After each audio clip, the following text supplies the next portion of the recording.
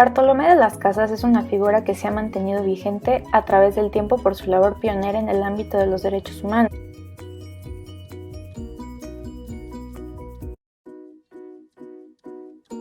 El filósofo tiene que denunciar, el filósofo tiene que criticar. El filósofo siempre ha sido una especie de conciencia de la sociedad, pero ahí lo vemos, no logró prácticamente nada.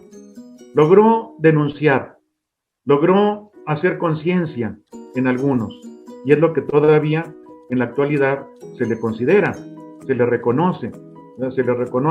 A mí me da gusto, como uno de los principales antecesores del anticolonialismo.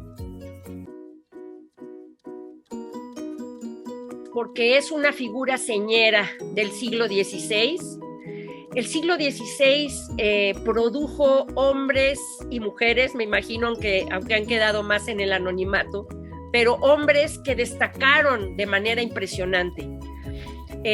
Lo mismo está Hernán Cortés que Martín Lutero, los grandes pintores del Renacimiento, del Barroco, filósofos de la época, y Las Casas se inserta en esta crisis del cambio del mundo medieval al moderno, pero lo que he mencionado ahora es que sus propuestas y su metodología para la conversión de los indígenas sigue vigente en nuestros días en relación a la orientación hacia la protección de todos los seres humanos, sin importar la raza, el género o el credo.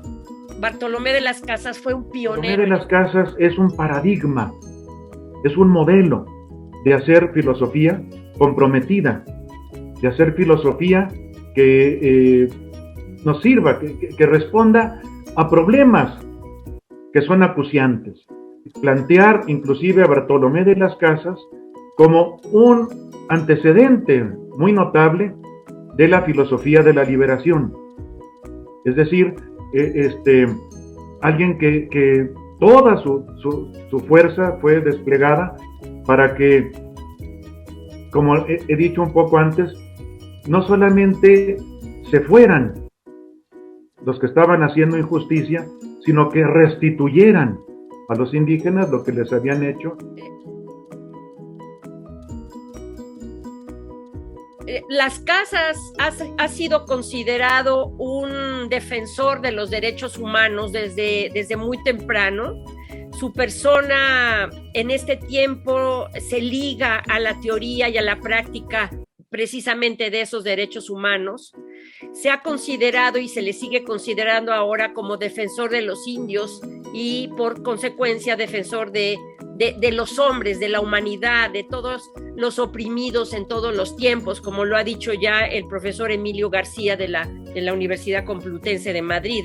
La actualidad de Las Casas es incuestionable, particularmente en el ramo de la antropología filosófica, de los derechos naturales del hombre, de la sociología, de la filosofía, en fin.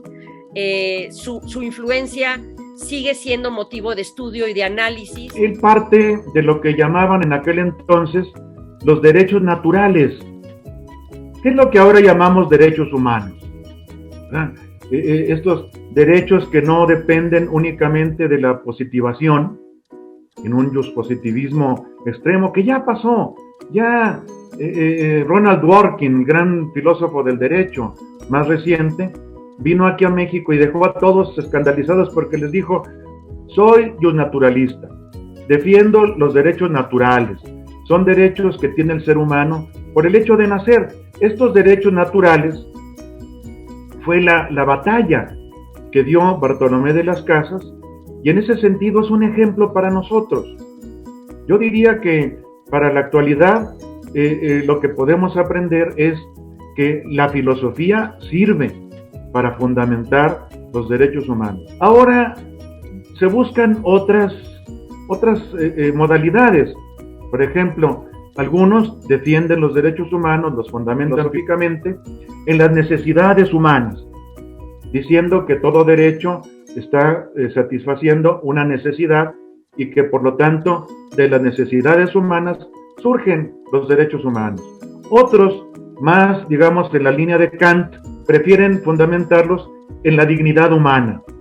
El ser humano es digno, como decía bellamente Manuel Kant, ¿verdad? El ser humano nunca puede ser utilizado como un medio, siempre como un fin, está en el reino de los fines, ¿verdad? Pero si lo vemos bien, si lo analizamos filosóficamente, nos daremos cuenta de que tanto las necesidades humanas como la dignidad humana brotan, surgen, se deducen de la naturaleza humana.